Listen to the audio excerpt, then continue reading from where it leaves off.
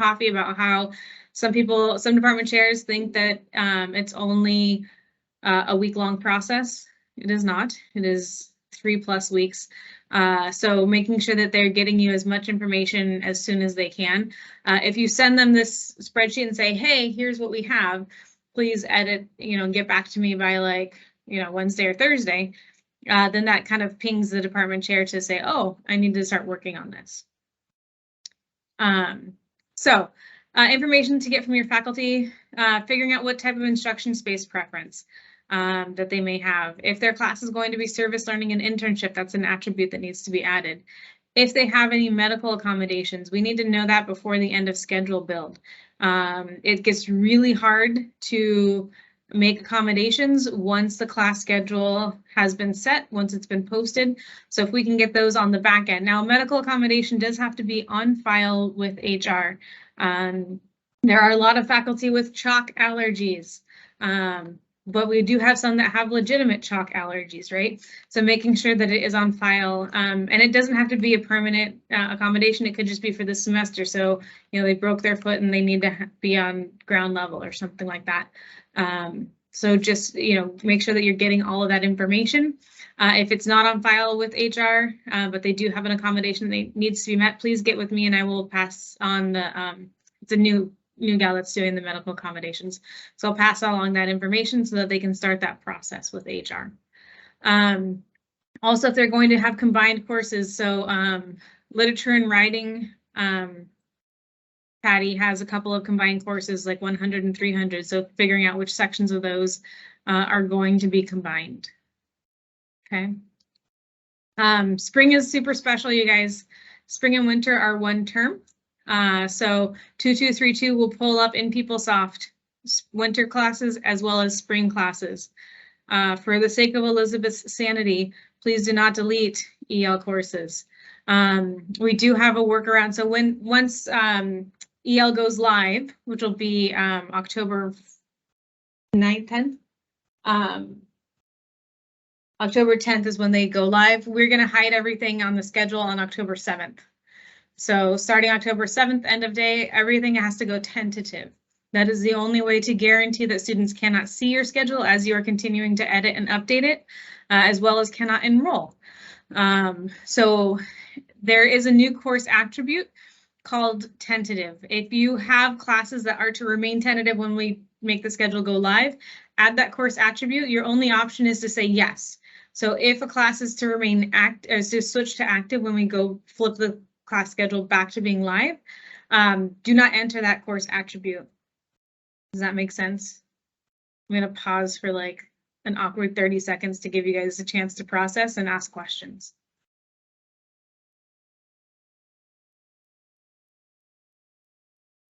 Because would this be something we would include for placeholders? Yes, absolutely. So, and in this case, sorry, I just want to say we're doing this so you don't have to then provide us a list once we get to changing it over to tentative. Academic scheduling, change everything over to tentative to hide it from winter, just like Kayla said. But we need to know which classes shouldn't be changed back to active when it's live. So hence this attribute. So you just put it on there. You don't otherwise have to tell us. But please keep it updated if things do change in your own department about what should and should not remain tentative or stay tentative. Exactly. But Kayla, when we're building the schedule, we build it as normal unless we want those tentative classes. Then we will put the attribute as tentative, right? Correct. But we don't do anything to my classes that I want to be on the schedule, right? Nope. Not until October 7th. So October 7th, if you build any additional courses, you will need to build those as tentative. But no attribute. Right. Okay. Does that make sense, Devin? That doesn't make sense to me. You mean, so. Okay. So I'm building it. You're building the class schedule. Okay. Yeah. So, okay, hang on. Let me try. So you're building your class schedule right now, right? And so you can make those classes. And for you, Devin, because of Rick, I would make everything active so it doesn't confuse him. So make everything active up until October 7th, right? And that's because EL schedule goes live. So any new classes that you add after October 7th, you have to, in the enrollment control tab, make them tentative, right? You with me so far? Yeah. Okay. Now, if some of your classes are to remain tentative when the class schedule goes live in November, you add this attribute. Got it. Okay, and if your classes are to be flipped back to active, no course attribute. Okay. Make sense? Yes. Okay. All right, any other questions about this? And if you guys hate it, let us know and we'll get rid of it. But we thought it would be a nice, easier way than having to request that list of CRNs from you guys. All right. Okay, I'm going to move on. Okay, so this is some clues for you guys to know whether or not a class section is extended learning. If it is extended learning, please do not delete. So many clues. All right, so looking at the session code, see it says ES, anything that starts with an E, that's extended learning. If the section starts with the number 900 or greater, then do not delete it. Same with associated class. If the campus is ELCMN, what that means extended learning, do not delete. If the academic organization is 84, say it with me, do not delete. Okay, and looking at the dates, this is how we know this is a winter class here, because its dates are in January, right? And it's a super short first 8-week class.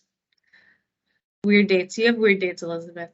All right, so making sure that you're checking that stuff before you hit this minus button up here to delete a class, make sure that you are checking all of these things. And if you see any of them, do not delete it, okay? This saves EL a lot of headache and heartache because they are doing their schedule build right now. And just like you, they are going to be very sad if all that work accidentally gets deleted. So let's do our best to not do that. Daphne, that's actually an MBA class that she's It showing. is. It was the first one in the list. All right. So when entering data into PeopleSoft, so in that basic data tab we just showed, which was the screenshot I just showed you, again, EL classes, please leave them alone. Check your attributes. So service learning class attribute, virtual class attribute, tentative class attribute. You also have, I'm actually going to go back and show you guys this, the instruction mode. So you have in-person, hybrid, online, or independent study. Do not use other. We don't use it. It confuses us. But if the class is in person, put the P there. If it's online, it's an L, and if it's a hybrid, put an A. And you don't have to memorize those. You can push this little magnifying glass and it'll tell you. All right, don't forget to check your APDBs. We have the space type. Let me pause. Are you going to go over plan and plan B because there isn't a virtual class attribute anymore?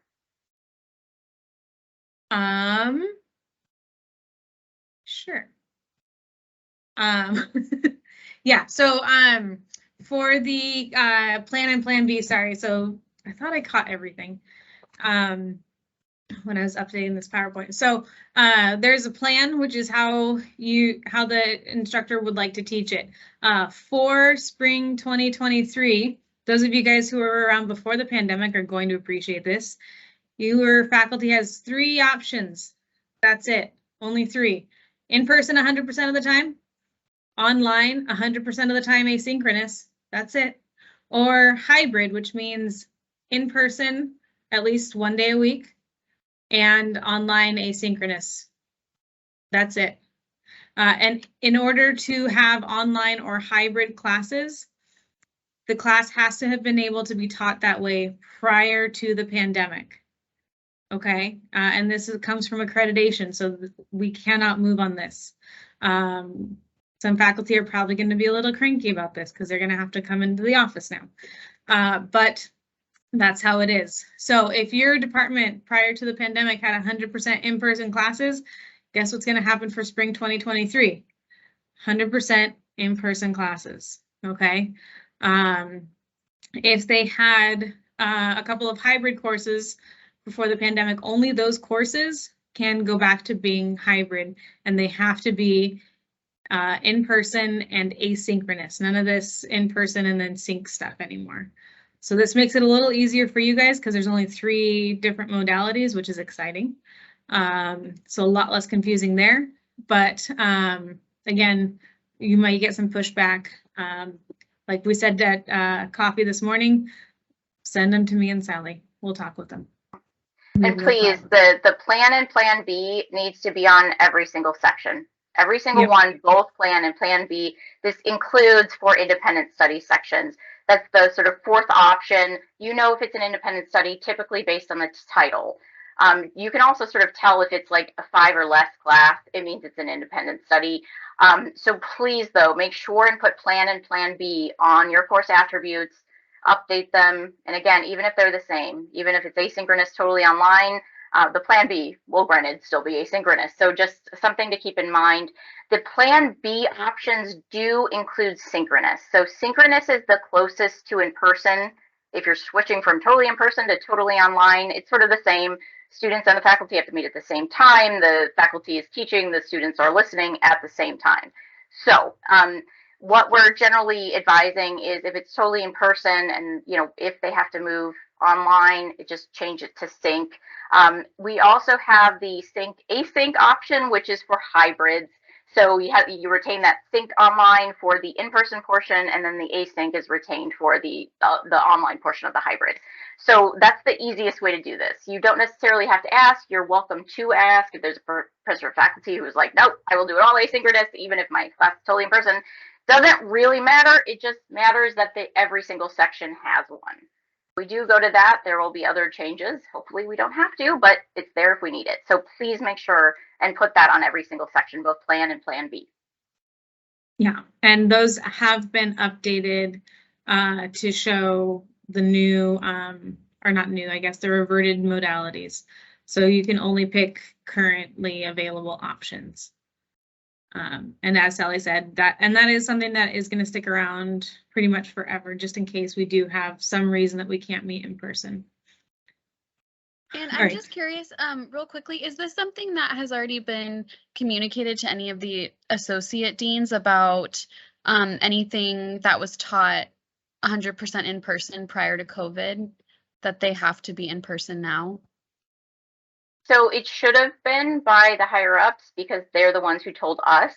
However, we do have, granted this isn't the associate deans, but we do have a department chair direction. So class schedule building for department chairs under academic scheduling site. And it does list the only options that exist currently. And it does say if departments were able to use this option pre-pandemic, it can still be used.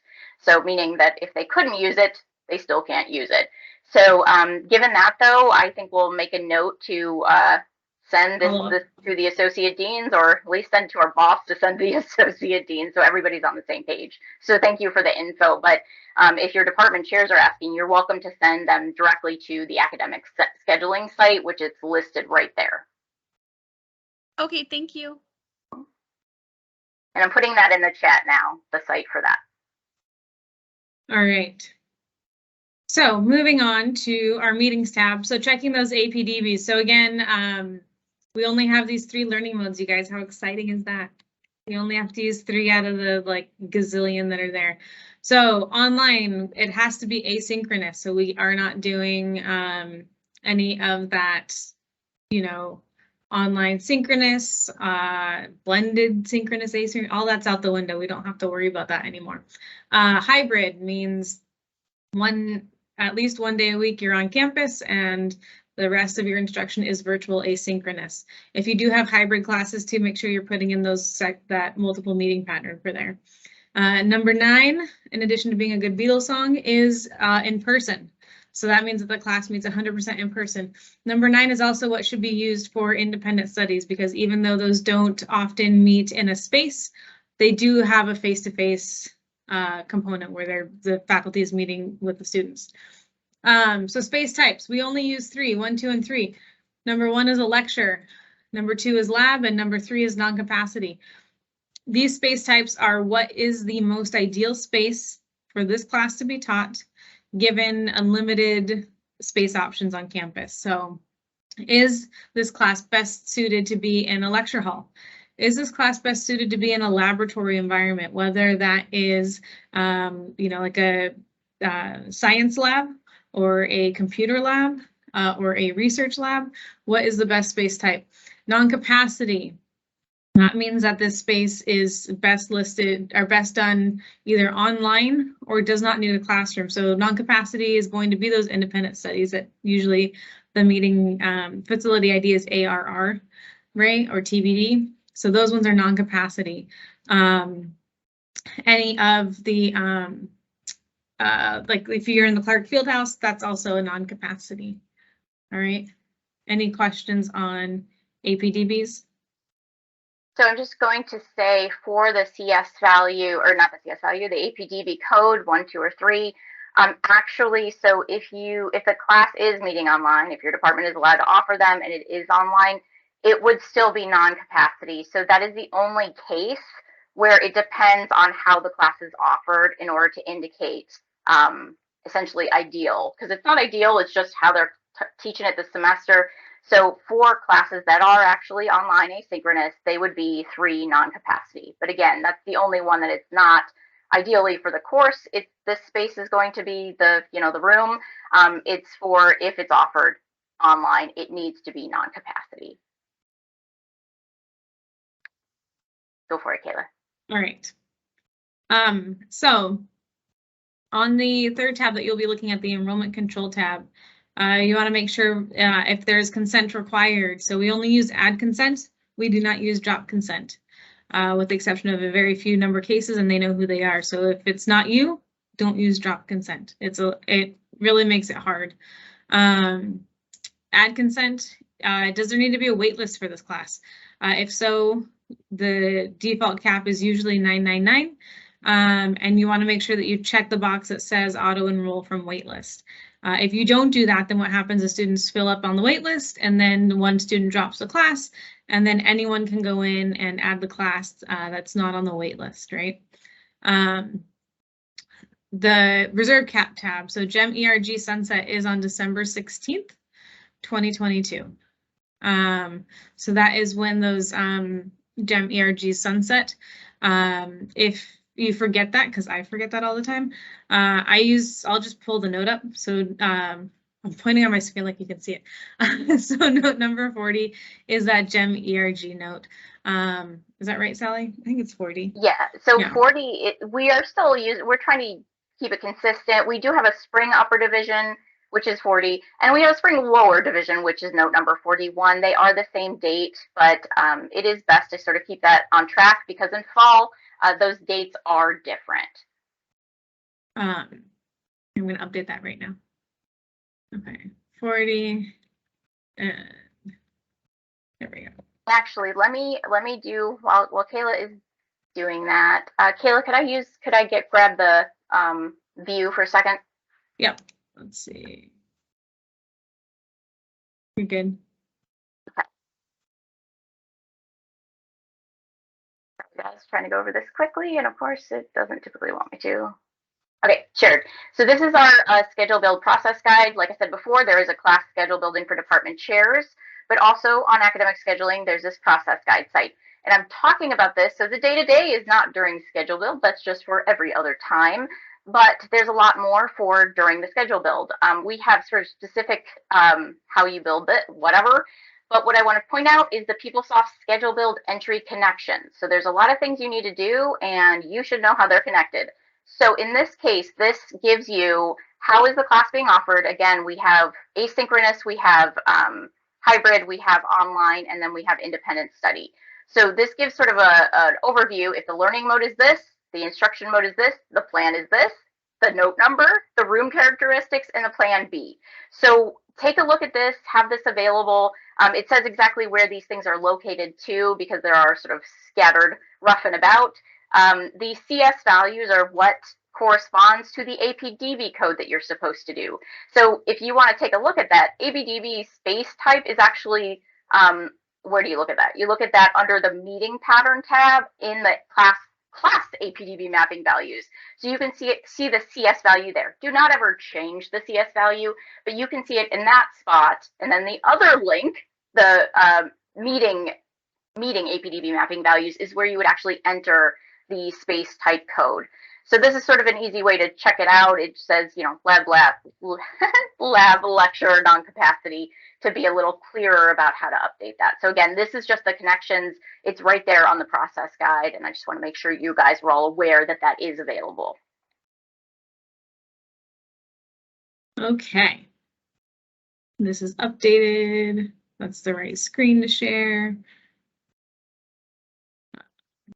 There, I can see you guys. Okay. Putting everything back together. All right, so GEM ERG 40 and 41. So again, if you forget that date of December 16th, just put the note in, and then that'll tell you when that end date is. Combined sections, if you have combined sections, so again, I know literature and writing has 100 and 300. Right, is it literature or is it liberal studies? Now I'm liberal studies. It is liberal studies, okay. I know it starts with an L. That's about as good as I can do today. So if you have two classes that need to be combined, let us know. Send an email to academic scheduling and send us both sections. Don't say, hey, this class is combined. Tell us what it's combined with. And we do need to have the 5-digit CRN because that's what's required by PeopleSoft in order to combine those sections. So do make sure that you are getting that over to us. For consent required classes, make sure that you have a note in there that says what it's combined with. That way students consent required. 2, they should get a permission number from. Sorry guys, my brain just broke for a second. So who they should be contacted, there is a canned note in there that you can pull up and use with an email address. That just helps direct students that way. Exam tab, so we are going to keep this for those few virtual asynchronous classes. If they would like a final exam, because they don't have a meeting pattern, one will not be automatically generated, but they can pick a 24-hour time block to have their final exam, and we can put that in PeopleSoft for them. All right. Okay, yeah, look at you guys. I know some of you have seen this GIF too many times, but it's still my favorite. So do not touch the EL sections. For multiple meeting patterns, make sure to double check the faculty assigned type as well as the APDB space type for each row. For puzzling, so the regular puzzles do not need approval by us. If you've already been approved to have a puzzle, you're good to go. For the competition puzzles, those are due October 12th at noon. And that list, like I said earlier, will be up on our website by the end of today. One thing for this semester and this semester only, up to 25% of classes in your puzzles can be tentative. And that's just due to us trying to piece together that course needs, or well, the new report. In lieu of the course needs report on top of uncertainties with the pandemic. So there's a lot happening right now. And so our office is being flexible to respond to that.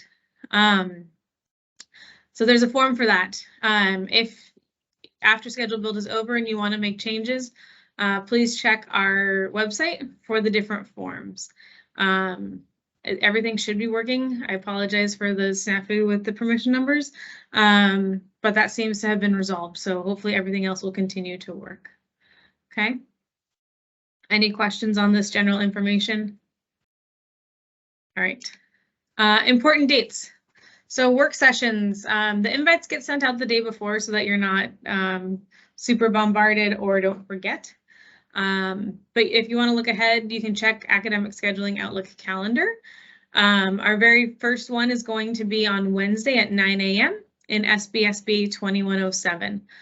So if you're super excited or your department chair already has your entire schedule for you, go ahead and you can come, or if you have questions, if you want to go over stuff, you know, especially if it's your very first schedule build, I found it helpful to come in and build like 1 or 2 sections with us so we can go through each step by step with you.